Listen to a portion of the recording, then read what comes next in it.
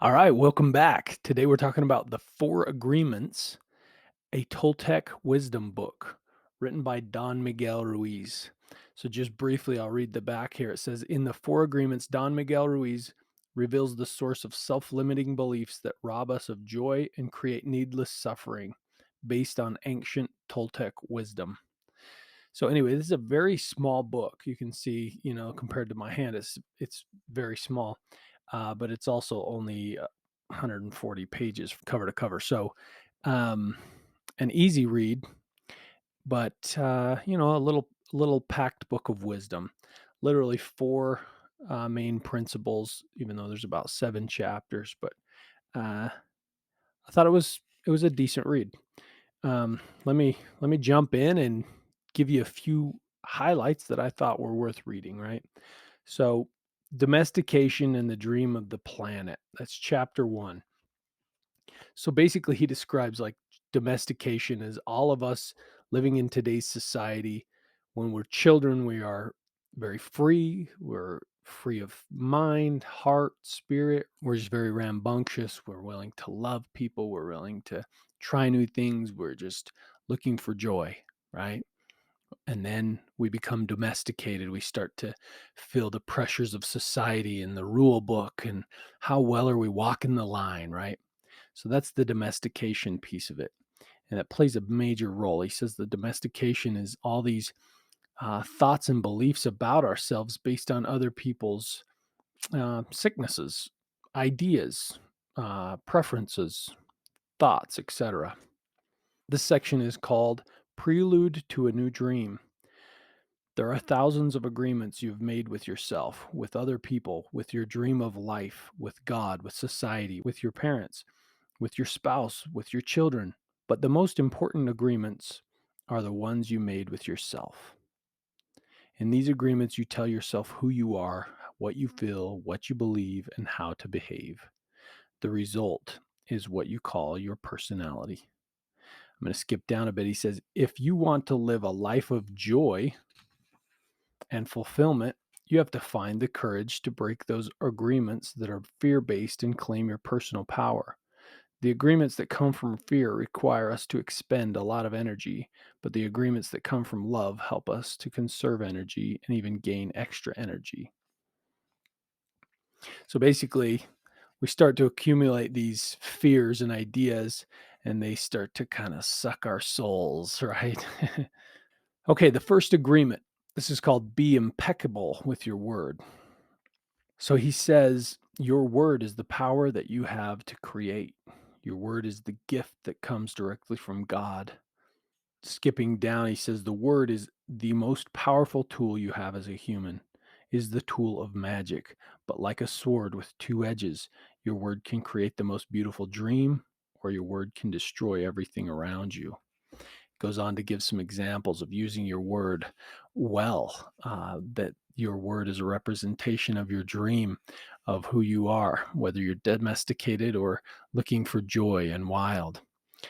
Now, let us see what the word impeccability means. Impeccability means without sin. Comes from the Latin peccatus, which means sin.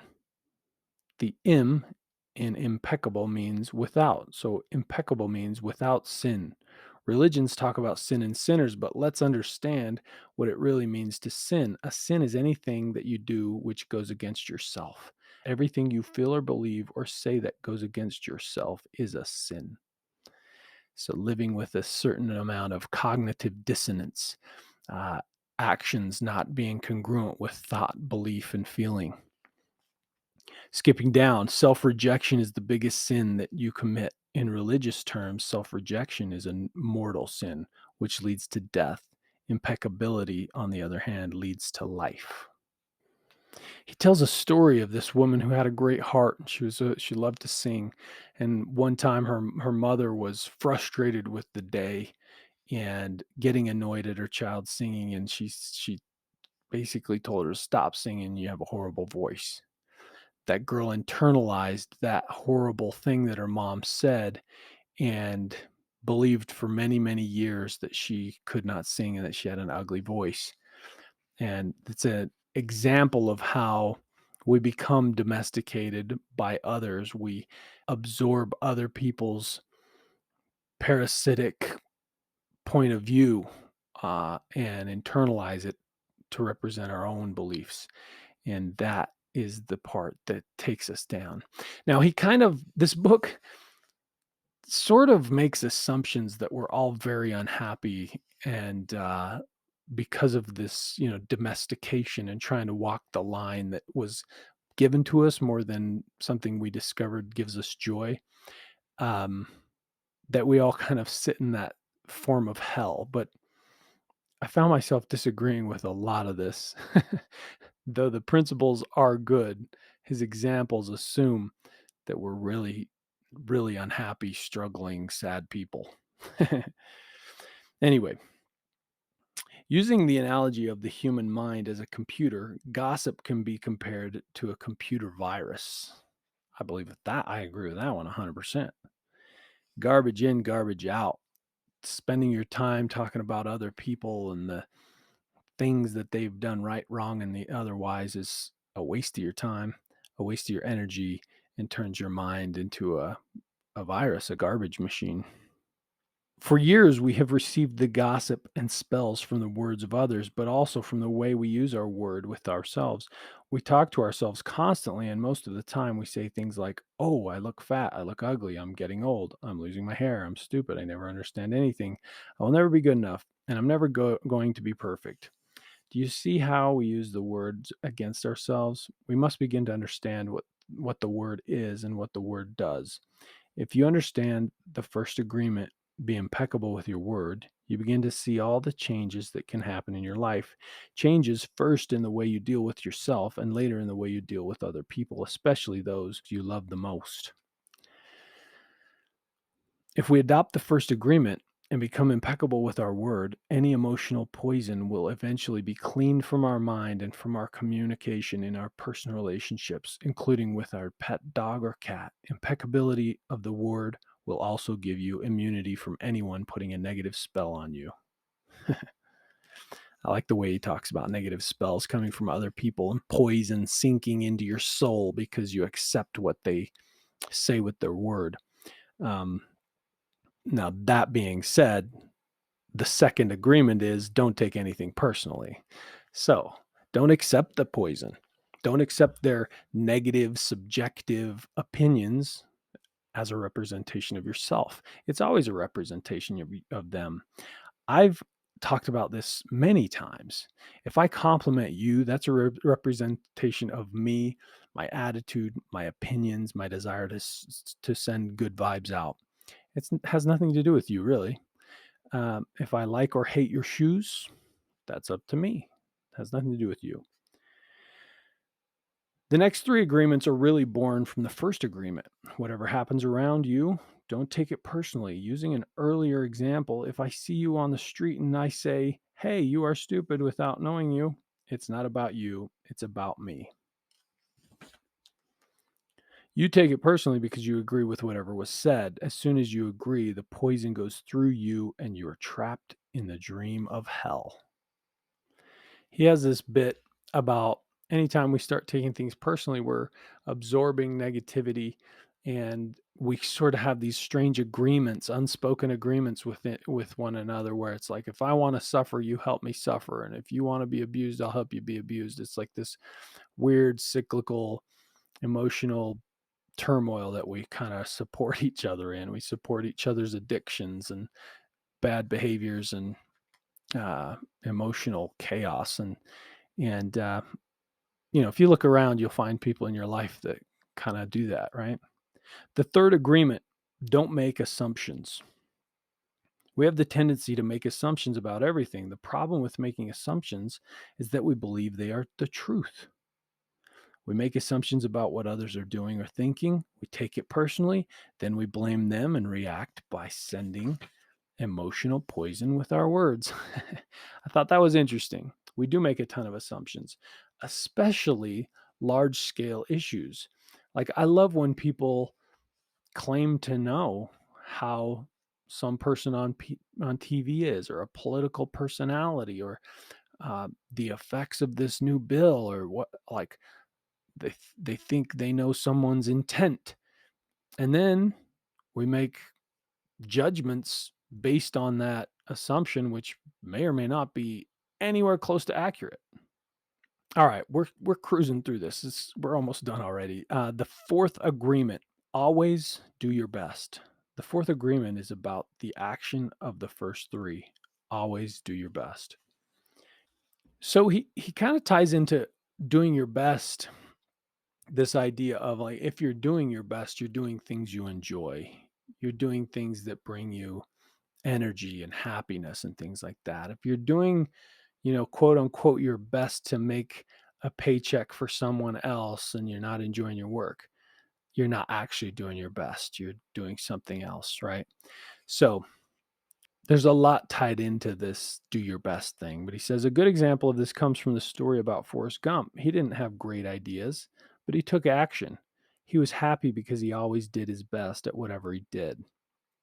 He was richly blessed, right? He got tons of money and all kinds of other rewards because he gave his best at the simple things that he enjoyed.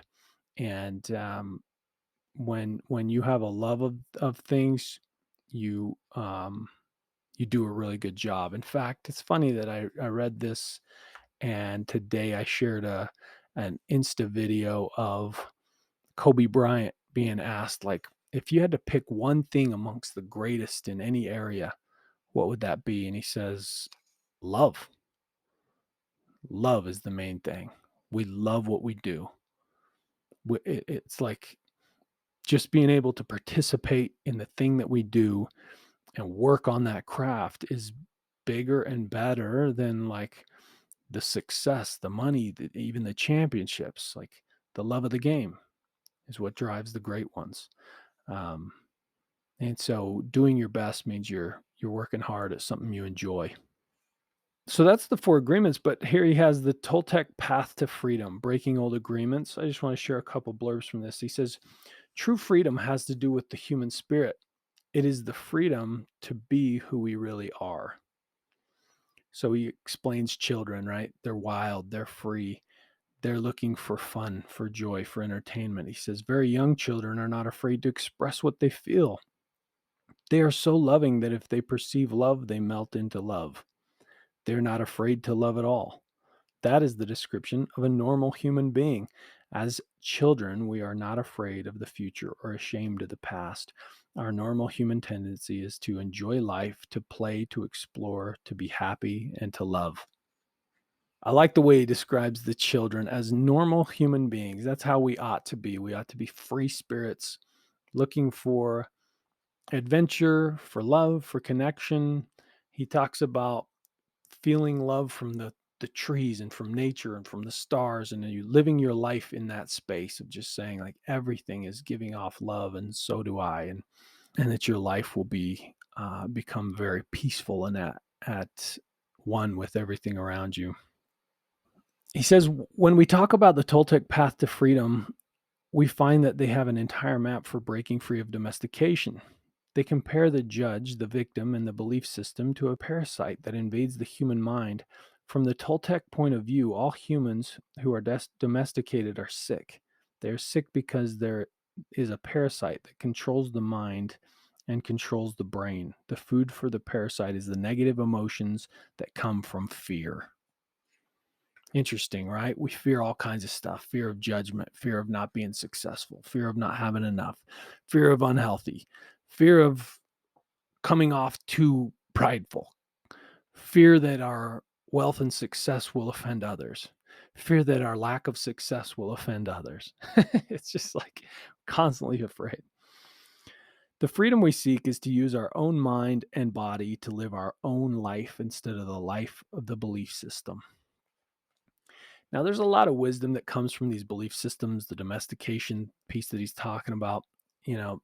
It's wise to not get too far out of the bounds of what normal society operates with so that we don't just have crime and drugs and wild people, right? But when he says wild, I think he's talking about as a child where you're exploring, you're climbing trees, you're looking for adventure and for fun and for connection and trying to make people happy, but out of a genuine kindness and character, right? So, kind of an interesting little book.